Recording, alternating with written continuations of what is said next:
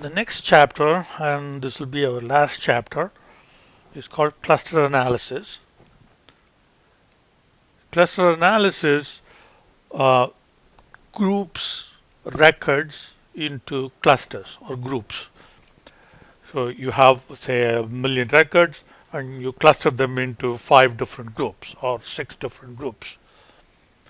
And these groups are called clusters, and that's why this is called cluster analysis. And we use this method to segment. One example of that would be to segment the market into similar customers. Now, there is no predicted variable, the variable to predict or classify.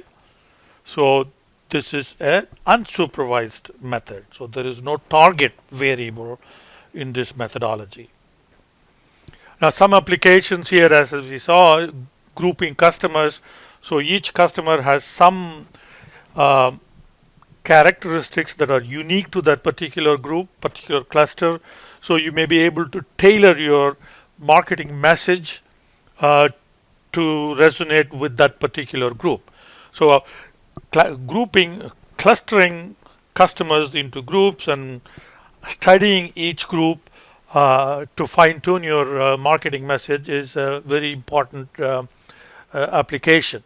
And you can also group counties and cities and households into groups so that services can be provided which are most relevant to each of those groups.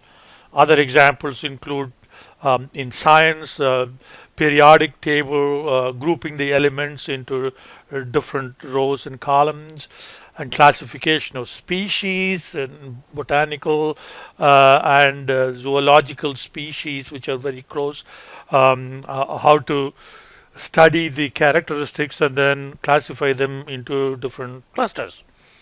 And you can also use clustering methods to group securities into portfolios so that there is a balanced portfolio or targeted for growth or targeted for income and so on and so forth. Now we're going to use this particular example in this chapter, and this is a small sample of 22 companies, power utilities, and 8 variables. So these are the 8 variables, and here is the data. So we're going to group these 22 companies into clusters that define them in some particular way. Okay, so if we take these 8 variables and select only 2, right, sales and fuel cost, you plot these companies based on these 2 variables, and you see that you can generally cluster them into 3 groups. The ones here are high fuel cost and low sales, low fuel cost and high sales, and kind of low fuel cost and moderate sales. Okay, so these are low fuel cost, but about midpoint. So this should be moderate sales, I think.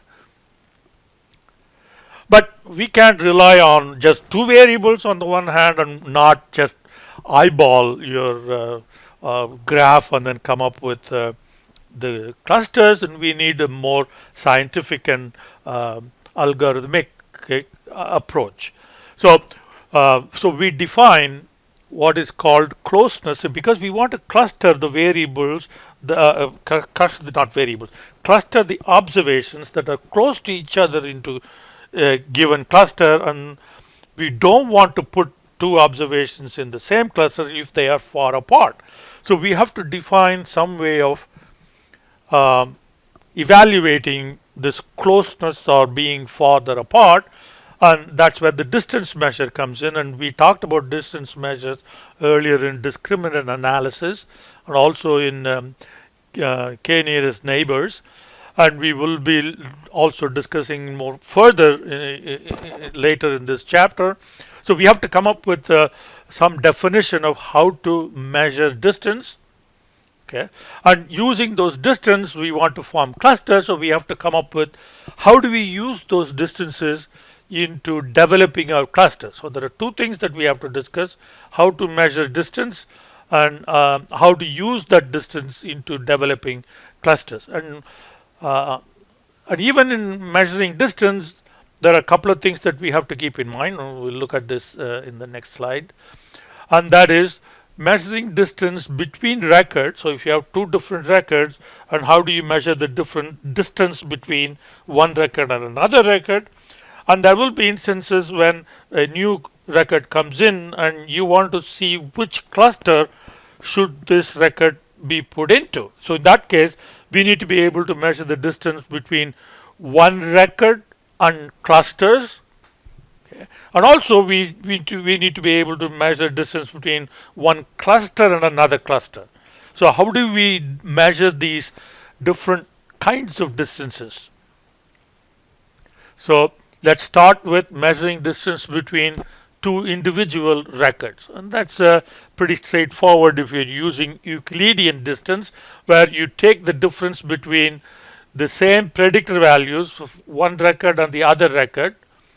Okay, so a record I and record J, so same column 1, take the difference, column 2, column 3, and so on, and square the differences, add them up, and take a square root, and that will give us the Euclidean distance.